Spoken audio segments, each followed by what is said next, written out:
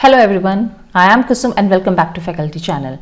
Well, today I have brought yet another video for teaching aptitude of Uttarakhand LT, that is Principles of Learning and its Effect. ये एक topic है आपका teaching aptitude में Uttarakhand LT के syllabus में। तो आज हम इसके बारे में देखते हैं क्या है प्रिंसिपल्स, कौन कौन से होते हैं टीचिंग के, देख लेते हैं। देखिए, मैंने यहाँ पर कुछ प्रिंसिपल्स दिए हैं। First principle is here principal of association. Principal of association इसमें होता है, जैसे लर्निंग क्या होता है वो कंटिन्यूस होता है, growth is a growth like and continuous. तो द काइंड ऑफ लर्निंग जो लर्निंग जो होती है इस टाइम पे is a result of the kind of experiences we have. तो जो हम एक्सपीरियंसेस फील करते हैं, जो हम फेस करते हैं, वो ही हमारी लर्निंग होती है। इस टाइप की लर्निंग होती है हमारी, राइट। सो एक्सपीरियंस जो अकर होते हैं एक साथ टेंड टू रीकर टुगेदर, जो एक बार एक साथ अकर हो जाते हैं वो दोबारा से रीअकर होते हैं। तो previous learning always sets the stage for subsequent learning. इसीलिए जब हम अपने एक्सपीरियंस से कुछ सीखते हैं तो उसके बाद जब वैसी सिचुएशन दोबारा आ जाती है तो हम अपने उस एक्सपीरियंस के थ्रू इस वाली एक्सपीरियंस को सॉल्व, इस वाले जो भी सिचुएशन हमारे सामने होती है उसको आराम से हैंडल कर लेते हैं। सो प्रिंसिपल में it is one of the main principle, that principle of association. Second principle आपका आ जाएगा principle of clarity. Now clarity because learning purposeful होता है, लर्निंग में वेराइटी होती है directly with the meaningfulness of the material presented. तो जो मटेरियल उस समय वहां होता है उससे डायरेक्टली हम लोग लर्निंग सीखते हैं।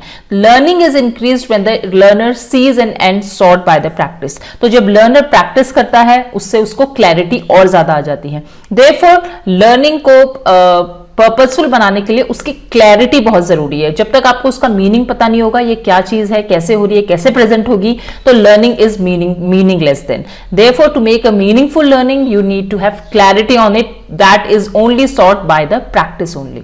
Now third is your principle of self activity. It is very important, very very important in learning, because learning का रिजल्ट ही होता है जो आपको मिलता है वो थ्रू सेल्फ एक्टिविटी। ये एक एक्टिव प्रोसेस होता है on the part of the learner, जिसमें टीचर्स जो होती हैं वो सिर्फ एक सेटअप करती हैं, लर्निंग एक सिचुएशन बनाती है, एक स्टिमुलेट करती हैं, स्टिमुलेट करती हैं फॉर द पर्सन जो लर्न कर रहा है। Now the doer, it is the door to learning is locked on the inside, and unless the learner opens the door himself, learning cannot take self. Now this is, ये जो आपने अभी मैंने ये phrase पढ़ा है, the door to learning is locked on the inside, मतलब जब तक बच्चा अपना खुद कोशिश नहीं करेगा लर्न करने की, वो कभी भी लर्न नहीं कर सकता है। देखो, उसको कोशिश करने के लिए खुद ही वो डोर ओपन करना पड़ेगा, right, literally not the door, मतलब अपना माइंड ओपन करना पड़ेगा so that he can perceive new things which he wants to learn. Learning involve करता है appropriate activities that engage a maximum number of senses. तो learning में self activities कब होगी? जब उनको वो प्रॉपर एक्टिविटीज दी जाएंगी जो सिचुएशन जो आप समझाना चाह रहे हैं उससे रिलेटेड होती है, जिससे कि मैक्सिमम नंबर ऑफ सेंसेस का यूज हो सके। Then is your principle of readiness या मोटिवेशन, जिसको हम मोटिवेशन भी कहते हैं, and principle of rewards that is satisfaction. यहां क्या होता है, लर्निंग एक बहुत ही चैलेंजिंग और सेटिस्फाइंग एक प्रोसेस है।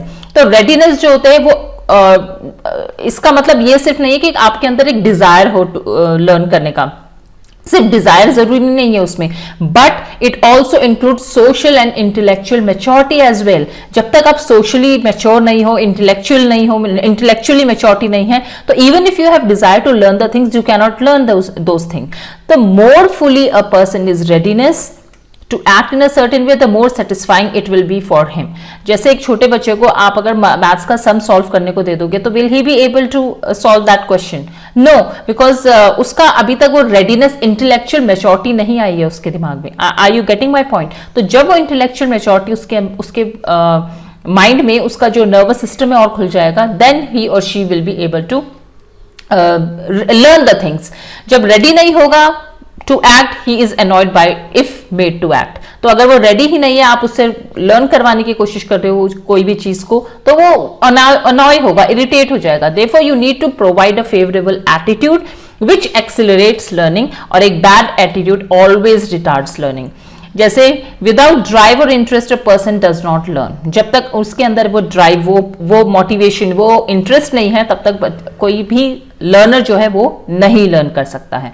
और rewards maintain and strengthen the learning process. तो अगर उनको रिवॉर्ड दिया जाए, रिवॉर्ड डजंट मीन कि चॉकलेट टॉफी दे रहे हो, reward in the sense you are आप उनकी तारीफ करो, आप लाइक जो बच्चा फर्स्ट सेकंड थर्ड आता है एक रिवॉर्ड्स दिया जाता है, so it keeps them motivated that yes for their hard work they are getting the rewards also, so it is kind of a satisfaction in them.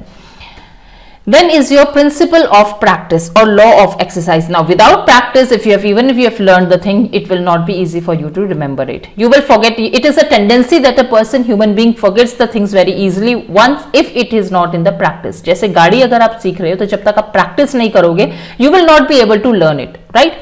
So, learning must result in the functional understanding. Memorization alone is temporary unless reviewed or put to use in a practical situation. हम लोग, अच्छा, आप लोगों ने कभी, obviously हम सब table सीखते हैं, छोटे से हमको टेबल सिखाते हैं, राइट? तो टेबल सिखाते क्यों है हमें? 2 का, 3 का, 4 का and so on. Why do we learn the tables? क्योंकि उसका प्रैक्टिकल सिचुएशन जब आता है, that is multiplication and division के सम्स जब हमारे सामने आते हैं, तो उसको हम अच्छे से सॉल्व कर सकें. merely by memorizing the tables, is it able, ऐसा हो सकता है कि हम कोई सिचुएशन ही ना करें, कोई प्रैक्टिकल सिचुएशन नहीं और हम बस लर्न करके उसको छोड़ दें. हर एक चीज का कोई यूज होता है. तो टेबल्स का यूज हमारा होता है in the while solving the questions of your multiplication and division. तो इस तरह से प्रैक्टिकल सिचुएशन में डालना पड़ता है. कोई भी चीज आप लर्न कर रहे हो, then only it will be easy for the learners to remember it. Now principle of dissociation, हमने अभी एसोसिएशन का प्रिंसिपल पढ़ा था, अब हमें डिसएसोसिएशन का प्रिंसिपल पढ़ना है. Because emotions affect learning. अगर वो ज्यादा इमोशनल फीलिंग है तो वो इफेक्ट करता है लर्निंग को, क्योंकि intensity of emotional feelings effect learning differently in different individuals. कोई ऐसा होता है जो बहुत इमोशनल होता है, फिर भी वो शायद चीजें लर्न कर लेता है. If there is something going in your mind and the person and your teacher is teaching you, तो वो फिर भी एक पॉइंट होता है जो लर्न करते हैं. लेकिन कई ऐसे होते हैं जो इतनी ज्यादा इमोशनली इंटेंस होते हैं दैट वो नहीं लर्न कर पाते हैं चीजों को. Therefore, the most effective way of eliminating an undesirable response is to set up a desirable substitute, which must be made more satisfying than the original undesirable action. तो वो जो इमोशनल फीलिंग है, जो अनडिजायरेबल इमोशनल फीलिंग है, उसको हटाने के लिए एक ऐसा सिचुएशन क्रिएट करना पड़ेगा जिससे कि लर्नर जो है वो खुद उस चीज में इन्वॉल्व हो जाए, खुद उस एक्टिविटी में इन्वॉल्व हो जाए. So here the principle of dissociation is merely by shedding away that undesirable action and substituting it with the desirable action. Now, principle of timing. Learning यहाँ पर क्या है? It is timely.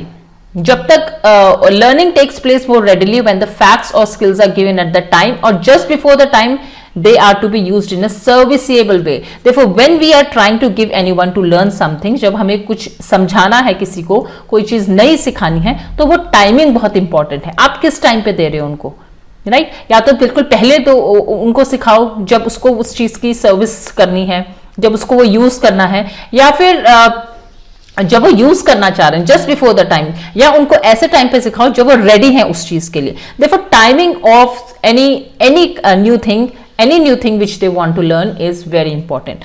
Then is your principle of environment. Principle of environment ये हमने पहले भी पढ़ा है, आपने मेरी प्रीवियस वीडियोस देख लेना आप इसकी LT की. Learning is affected by the physical and social environment, right? Physical social environment बहुत इंपॉर्टेंट है. कैसा एनवायरनमेंट इनको मिल रहा है, कहां पर फिजिकल है, इन द मीन्स क्लासरूम में कैसा एनवायरनमेंट है आपका, घर में कैसा एनवायरनमेंट है, ये आपका फिजिकल एनवायरनमेंट हो गया. Social environment when you are going out of the school, तो वहां पर सोसाइटी है पूरा, तो वहां कैसा एनवायरनमेंट मिल रहा है, वो वहां पर से कैसी चीजें लर्न कर रहे हैं, वो भी इंपॉर्टेंट है. नाउ क्लास से कैसी चीजें ग्रास्प कर रहा है एक स्टूडेंट, बाहर जब वो सोसाइटी में बाहर जाता है तो वहां से कैसी चीजें ग्रास्प कर रहा है. So all these things are very important. Therefore environment is a very important principle in learning. Now principle of transfer.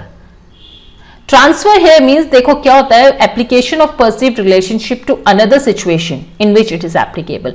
हमने कोई सिचुएशन में कोई चीज लर्न करी, ओके, कोई भी सिचुएशन थी, हमने एक नई चीज लर्न करी, राइट? जैसे कि अगर किसी एक छोटे बच्चे का हाथ मैचस्टिक से जल जाता है, तो उसको पता है कि ये आग आई है, कोई आग टाइप की चीज है कुछ, मतलब जो आपको जला सकती है, हाथ में भले वो थोड़ा सा लगे उसको, बट वो एकदम से छोड़ देगा मैच स्टिक को, और उसको लगेगा कि यार नहीं, इससे मुझे हार्म हो गया है, राइट। नेक्स्ट टाइम जब उसके सामने सेम सिचुएशन होगी, मे बी वो तब कहीं भी आग दिख रही है, उससे वो डरे, तो वो उस जो एक्सपीरियंस उसने उस टाइम करा है, उसको वो यहाँ नेक्स्ट सिचुएशन में वो सेम चीज को अप्लाई कर रहा है। दैट मीन्स अनलेस नॉलेज और learning can be applied in a new situation, it remains very much restricted. तो जब वो सिचुएशन उसके सामने फिर से आती है, तो वो अपनी वो वाले एक्सपीरियंस को, उस नॉलेज को यहां पर अप्लाई करता है। That means he knows now कि उसको आग के पास जाके हार्म होगा, तो वो पहले ही अपने आप वापस हो जाएगा। Therefore, लर्निंग को अप्लाई करना is another very thing, transfer of the knowledge. आप कैसे एक नॉलेज जो आपने लर्न करा है उसको ट्रांसफर कर रहे हो अपनी नेक्स्ट सिचुएशन में। I hope it is clear. Now, principle of set और एटीट्यूड। अगेन, अगर लर्नर का एटीट्यूड अनफेवरेबल है, तो he will not be able to learn anything, and if it is favourable, तो फेवरेबल एटीट्यूड, तो it accelerates learning. So unless attitude becomes favourable, adoption will not take place. तब तक adoption here means learn नहीं कर पाओगे आप नई चीजों को, राइट। तो जब तक आप एटीट्यूड को फेवरेबल नहीं करोगे, तब तक it is not easy for anyone to learn the new things.